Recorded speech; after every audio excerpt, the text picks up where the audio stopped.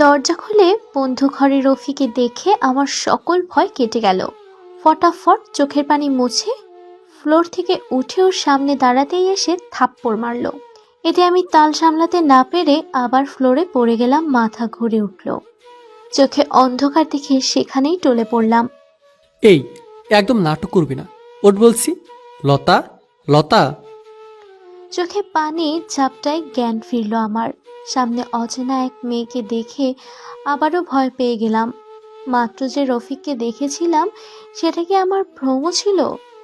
মেয়েটা আমাকে টেনে তুলে বাইরে এনে চুপচাপ একটা গাড়িতে বসিয়ে দিয়ে হাত নেড়ে বিদায় বলল, সাথে আরও কিছু কথাগুলো এমন ছিল যে আমি অনেক ভাগ্যবান যে আমাকে কেউ কিনে নিয়ে এই জেলখানা থেকে মুক্ত করেছে।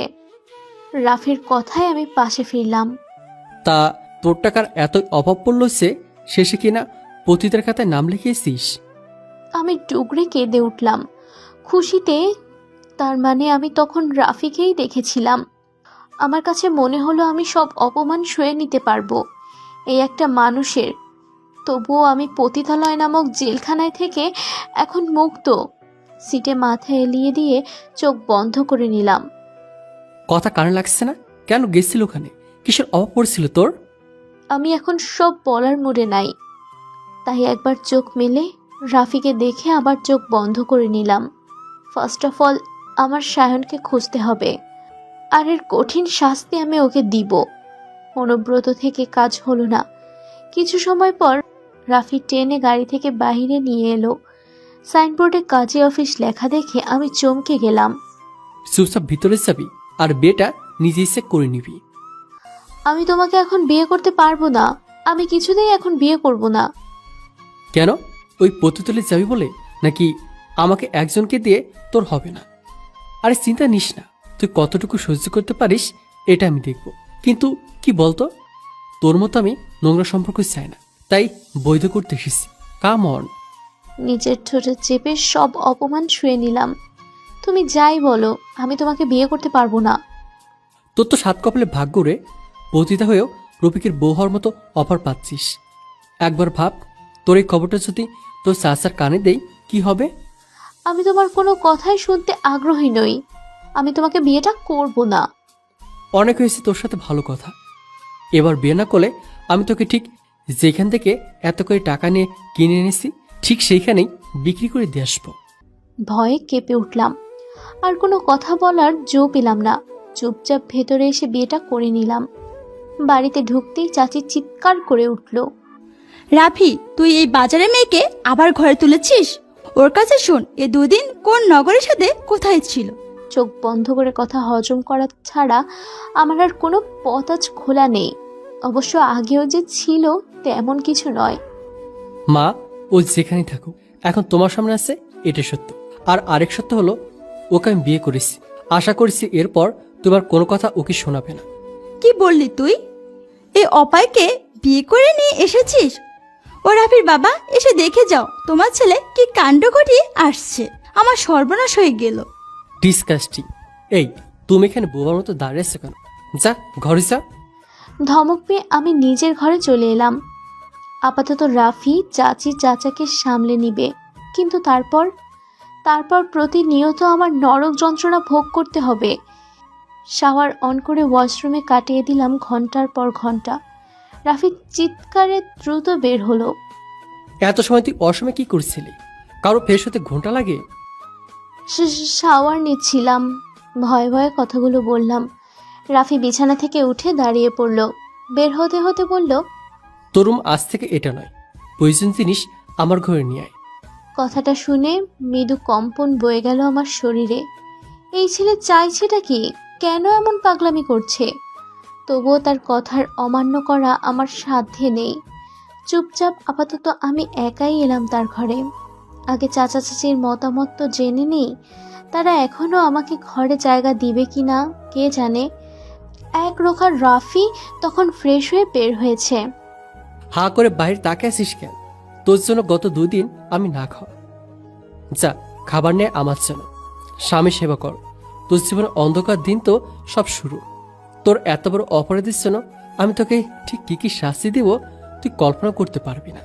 আমি চুপচাপ খাবার দিতে এলাম। চাচি আমাকে দেখে রাগে ফোঁস করছে, বিষ সাপের মতো, কিন্তু কিছু বলছে না কেন। রাফি কি এমন বলে গেল কে জানে। চাচি রাফি খাবার চাচ্ছে। তো আমি কি করব? খাবার আমার কোলে নিয়ে বসে আছেন, রাঁধতে রাখছি সবে সবে, তুই নবাব পুত্র খাবি। আমি তো কাজের লোক, তোদের যা ইচ্ছা হবে মাগিগিরি করতে বাইরে চলে যাবে, আরেকজনের ইচ্ছা হবে সে অপবিত্র জিনিস ঘরে টাইনা আনবে। না মানে, চুপচাপ খাবার বেড়ে দিলাম। কিছু না বলে খাবার নেওয়াটা কেমন মনে হচ্ছিল দেখেই তাকে বললাম কিচেনে আমার আসার কারণ, কিন্তু তার কথায় আমার হাসি পেল। এই তো সবে শুরু, আরও কত কি শুনতে হবে। এক খাবার আনতে তোর এত সময় লাগে? কি করছিলি কি কিচেনে যে? এনেছি তো, অবশেষে এতেই তোমার শুকরিয়া করা প্রয়োজন। চুপচাপ খেয়ে নাও। খবরদার, আমার কথার উপর চরচর কথা একদম বলবি না। রাফি খাবার মেখে আমার মুখের সামনে ধরল। আমার আজ অভিমানে তার হাতের খাবার খেতে ইচ্ছে করলো না। যে আমাকে বিশ্বাস না করে, আমাকে আমার মনের কথাগুলো বলতে না দিয়ে নিজের মন করা গল্প বিশ্বাস করে একটা যন্ত্রের মতো ব্যবহার করে, তার হাতের খাবার আজ আমি খাবো কেন? মনের কথা মনেই রইল। বা হাতে মুখ চেপে ধরে মুখে খাবার ঠেলে দিল। চুপচাপ খাবার খাবি, না হলে থাপ্পড় খাবি, যেটা তোর পছন্দ। আর কিছু কি বলার রইল? হুম, চুপচাপ তার সাথে একসাথে খাবার শেষ করতে হলো। আমার বাবা নেই, মা অন্যের সাথে বিয়ে করে আলাদা সংসার পেতে বসেছেন, যেখানে তার লাইফে আমার জায়গা নেই। একলা আমিকে পথে ফেলে দিতে না পারায় চাচা তার বাড়িতে আমাকে নিয়ে এসেছিলেন। কিন্তু দিন দিন চাচাতো ভাই রাফি আমার প্রতি দুর্বল হয়ে যাবে, এটা আমি কখনো ভাবিনি। কারণ চাচা আমাকে আদর করলেও চাচি আমার সাথে ব্যবহার করেন কাজের মেয়ের থেকেও খারাপ। আর রাফি সব সময় শাসন কেয়ার সবই করেছে। আমি এখন একটু রেস্ট নেব, তুই? রুম থেকে বাইরে যাব তো? ঠিক আছে, তুমি ঘুমাও, আমি যাচ্ছি। থাপড়ে গা লাল করে দিব। আমি বলেছি তোকে বাইরে যেতে? না বলনি। রাফি এটো প্লেট দেখিয়ে বলল, ফটাফট এটা রেখে এসে আমার চুল টেনে দিবি, আমি ঘুমাবো, যা। আচ্ছা। আমি প্লেট রেখে রুমে এলাম। রাফি হাত টেনে বিছানায় বসিয়ে দিয়ে আমার কোলে মাথা রেখে শুয়ে পড়ল। আমি মৃদু কেঁপে উঠলাম। আমার গায়ের ওড়না টেনে ফেলে দিল। আমি আটকে উঠলাম। ওটা আমার মুখে পড়ে বিরক্ত করেছিল, তাই ফেলে দিলাম। এবার চুপচাপ চুল টেনে দে। লজ্জায় আমি কুঁকড়ে গেলাম। আবার কিছু বললে মারবে ভেবে ভয়ে কিছু বললাম না। রাফির ঘন নিঃশ্বাসে বুঝতে পারলাম সে ঘুমিয়ে গেছে। সাবধানে তার মাথা বিছানায় রেখে উঠতে যাব, কিসের কি আমার কোমর জড়িয়ে ধরল। ঘুমিয়ে আছে দেখে হাত ছাড়িয়ে কোনোভাবে বিছানা থেকে লম্বা শ্বাস ছাড়লাম। পাজি ছেলে টের পেলে পরে আমার ভর্তা বানাবে। লতা, লতা, কোথায় গিয়েছিলি? তোকে আমি রুম থেকে অন্য কোথাও যেতে বলেছি? ভয়ে কেঁপে উঠলাম। মিনমিন করে বললাম, রাতে রান্না করছিলাম। টের এক থাপ্পড় লাগাবো। রান্নার কাজ তো, তোর কথা বল। আমি তো রান্না করি এই বাসাতে সব সময়। আর একবার যদি দেখেছি তোকে কিচেনে প্রবেশ করতে রান্না বা কাজের উদ্দেশ্যে, তাহলে তোর পিঠের চামড়া তুলে ফেলবো। রান্নার জন্য বেতন দিয়ে কাজের লোক রাখা আছে। সন্ধ্যা হয়েছে, বই নিয়ে পড়তে বসবি। 2 মিনিট দেরি হলে বুঝছিস। আমি শাপলাকে ডেকে কিচেনে দিয়ে আসছি। কেউ নাই, সবে তরকারি বসিয়েছিলাম। Just 2 minute. তোকে পড়ার টেবিলে না পেলে তারপর বুঝিস কি করি। ভয়ে ভয়ে দৌড়ে কিচেনে এলাম। শাপলাকে ডেকে কিচেনের কাজ করতে বললে অবাক হয়ে গেল মহিলা। অবশ্য হবে না কেন, কতদিন হয়েছে তাকে ঘরের কাজের জন্য রাখা হলেও সে তেমন কাজ করে না, কারণ চাচি আমাকে দিয়েই সব করায়। আমি যত টাইম কলেজে যেতাম তত সময় শুধু শাপলা কাজ করত। আমি পাত্তা না দিয়ে নিজের রুমে এসে টেবিলে বসে লম্বা শ্বাস ছাড়লাম। কাল কলেজ শেষ করে ন্যাপসনে ক্রসিং করে তারপর বাসায় আসবি। আমার কথা হয়েছে ওখানে। আর একটা ফ্রেন্ডের সাথে যোগাযোগ করলে কথা বলে তোর লেখাপড়া কিন্তু আমি বন্ধ করে দিব। রাফির ধমকে আমি চুপচাপ বই মেলে বসলাম। আমি ধ্যান বইতে নাই। ফ্রেন্ড শব্দটাই মনে পড়ল। জীবনে আমি এখনো মানুষ চিনে উঠতে পারলাম না। সায়ন নামক একটা ছেলের সাথে কলেজের দ্বিতীয় দিন আমার পরিচয় হয়েছিল। তারপর থেকে এই 5 মাস বেশ ভালো বন্ধুত্ব হয়, কিন্তু ও যে এত বড় দালাল বের হবে জানতাম না। বিপদে পড়েছে বলে ডেকে আমাকে বিক্রি করে পতিতালয়ে ওই চমেলা নামক মহিলার হাতে তুলে দিবে আমি কখনো ভাবিনি। আমার ব্যাকগ্রাউন্ড ওর জানা, তাই ভেবেছিল কেউ খুঁজবে না। 2 দিন আটকে রেখেছিল আমাকে পতিতালয়ের একটা রুমে, আর সেখান থেকে রাফি ফিরিয়ে নিয়ে এলো, বন্ধু নামক শত্রু মানুষের না হোক। কি পড়তেছিস বই উল্টা ধরে? আজকাল তুই উল্টা করে পড়া ধরেছিস নাকি? রাফির কথায় আমার ধ্যান ঘুরল। আমি রাফির হাত ধরে বললাম, আমি কলেজে ক্লাস করব না। আমি কলেজে গেলে আমাকে আবার পুরো কথা শেষ করতে দিল না, দিল ধমক। আমি ভয়ে কেঁদে দিলাম। স্বভাবত আমি সহজে কান্না করি না, কিন্তু ওই কাহিনী মনে করে আমার ভয় লাগছে। ওই জায়গা যে খুব খারাপ। চুপ, চোখ থেকে একদম পানি যেন না পড়ে। চুপচাপ পড়, আমি বাইরে যাচ্ছি। আসতে লেট হবে, তত সময় পড়া টেবিল সেরে উঠলে তোর খবর আসছে। তারপর কয়েকদিন কেটে গেছে। অদ্ভুতভাবে কলেজে এসে সায়ানকে আর দেখিনি। তবে কি ভয় পালিয়েছে ছেলেটা, এটা ভেবে যে আমাকে পেয়ে গেছে রাফি আমি সত্যি বলে দিলে ওর অবস্থা খারাপ হবে।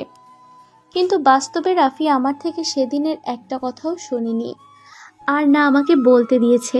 ওই ব্যাপার তুলতে আমাকে ধমকে ওঠে। তাই আমিও ব্যাপারটা ভুলে যেতে চেষ্টা করতেছি। বিপদ থেকে বেঁচে তো ফিরেছি, আর কোনো পিছনের কথা মনে করে কষ্ট পাবো, ভয় পাবো? রাফি আছে তো আমি জানি।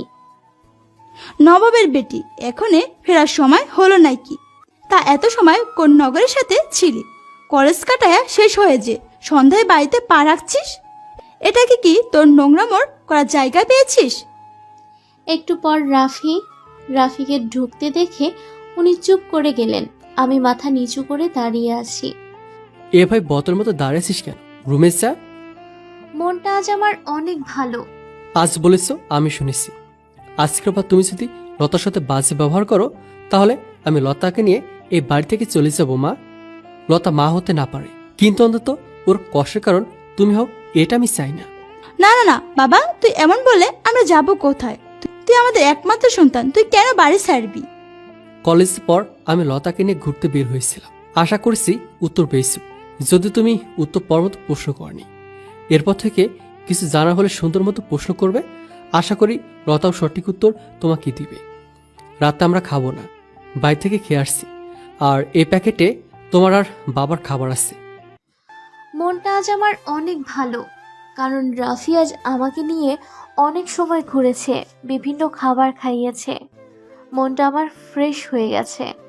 মা যখন তাকে বাজে কথা কথা শোনালো, তুই উত্তর করতে পারছিস না? তোর মুখে কি তখন স্টেজ পড়ে নাকি? আটকে উঠলাম তার রাগ দেখে। ওই কথাগুলো এখন আর আমার খারাপ লাগে না। শুয়ে গেছে রাফি। আমি ওর থেকেও বড় বড় কথা হজম করেছি এতদিন। এতদিন তুই এ বাসাতে আশ্রিতা থাকিছিস, হজম করেছিস, সহ্য করেছিস। এখনো সেটা নয়, তুই আমার বউ, ব্যাপারটা ভুলে গেছিস? রাগ করে চাচি অমন বলেছে, তুমি মাথা গরম না করে ফ্রেশ হয়ে নাও। আমার কর্মের জন্যই সে আমার উপর রাগ করে, এতে আমি ওনার দোষ দেখি না। ফালতু লজিক। টাকার অহংকার এবং লোভে মা দিন দিন তোর সাথে অমানসিক মানবিক নির্যাতন করে, আর তুই সহ্য করে নিস। সহ্য করে ভালো, তবে এতটাও নয়। আমি তেমন কিছুই বললাম না তাকে। রাফি ওয়াশরুমে ঢুকলে আমি রুমে চেঞ্জ করে নিলাম। ব্যালকনিতে দাঁড়িয়ে জারে থাকা পানি মুখে ছিটিয়ে নিলাম। বেশ ক্লান্ত লাগছে, একটু রেস্ট প্রয়োজন। লতা, রুমে আয়। বেলকনিতে দাঁড়িয়ে কি করছিস এখনো? বাইরের ঠান্ডা বাতাস গায়ে লাগাচ্ছিস, ঠান্ডা লাগবে। রুমে এলাম। সাহেব চুল ঝাড়তে ঝাড়তে বক বক করে গেল। বিছানায় গা এলিয়ে দিলাম। শীতের দিন শুরু হচ্ছে। দিনের বেলা তেমন না হলেও রাতে ঠিকই ঠান্ডা পড়ছে বেশ। রাফি এসে পাশে শুয়ে পড়ল। পড়াশোনার কোনো ভাব তো দেখছি না, পড়তে বসবি না? আজ না, কাল আসবো। অনেক ক্লান্ত লাগছে। আচ্ছা রাফি, সায়ানকে আজকাল কলেজে দেখা যায় না, তুমি কি জানো কিছু? ওই বাসাটার নাম তোর মুখে কি জানো? মিস করছিস বুঝছি। কে কলেজ এলো কি না এলো, তুই সেই খবর নিতে কলেজ যাস নাকি? পড়তে যাস কোনটা? না মানে কিছু না, ভুল হয়েছে আমার। সকালে উঠে এখন আর আমার ব্রেকফাস্ট তৈরি করতে হয় না, আর না বাসার অন্য কোনো কাজ করা লাগে। সবটাই হয়েছে রাফির জন্য। কড়া নিষেধ কাজ করতে, কাজ করার জন্য বেতনভুক্ত লোক রাখা। তাহলে আমি কেন কাজে হাত দিব? এটাই রাফির বাক্য। সে যত সময় বাসায় থাকবে আমাকে তার কাছাকাছি থাকতে হবে। কি অদ্ভুত সব নিয়ম করেছে রাফি। চাচিও রাফির বিরুদ্ধে কিছু করতে পারবে না আমাকে। এখানে খাম্বার মতো দাঁড়িয়ে না থেকে পথ ছাড়। সাত সকালে কাজ তো করবি না, কিচেনের দরজায় এসে দাঁড়িয়ে আছিস কেন? এত সকালে বুয়া এসে পারে না। আপনার শরীরটাও ভালো যাচ্ছে না। আমি রাফিকে বুঝিয়ে বলেছি ব্রেকফাস্টটা আমিই তৈরি করব। আমার ছেলের কাছে খারাপ বানাতে সবই তো করছিস, এখন নতুন নাটক শুরু করছিস। বের হ, আমিই পারবো। আপনি জিদ করবেন না, আমি করে দেই। সকালে ব্রেকফাস্ট করতে গেলে আপনার হাঁটার টাইম পার হয়ে যায়। আপনি বরং ব্যায়ামের জন্য বেরিয়ে পড়ুন হাঁটতে। পারবি করতে? ঠিক আছে, বেশি কিছু করতে হবে না। রাফি, আর তো চাচার ঘরে চা কফি বানিয়ে পাঠা। সকালের জন্য রুটি পরোটা, আলু ভাজি, ডিম ভাজি, আর কিছু সালাদ কেটে রাখ। ডিম সিদ্ধ করিস। আচ্ছা। চাচি গজগজ করতে করতে চলে গেল। আমি তার কথা মতো রান্না করতে করতে বুয়া হাজির হলো। বাসি কাজ তাকে করতে দিয়ে চাচার ঘরে চা দিয়ে রাফির জন্য কফি নিয়ে হাজির হলাম। এখনো পড়ে পড়ে ঘুমাচ্ছে ছেলেটা। রাফি, ওঠো, অফিসের টাইম হয়ে যাচ্ছে। কি রে, আজ অফিস আসছে? সেটা তোকে কে বললো? এই রে, ভুলে গেছিলাম, আজ তোমার অফিস নেই। সরি। আবার ঘুমাও, ডাকবো না। মজা পেয়েছিস? একবার ডেকে তুলে ঘুম নষ্ট করে বলবি সরি, আর আমি সেটা মেনে নিব। তোর এই ভুলের শাস্তি স্বরূপ চুপচাপ এখানে বসে থাকবি। আমি তোর কোলে মাথা রেখে ঘুমাবো, আর আজ সারাদিন শাড়ি পরে ঘুমাবি এই সালোয়ার কামিজ ছেড়ে। আজিব, আমার কিছু কাজ আছে।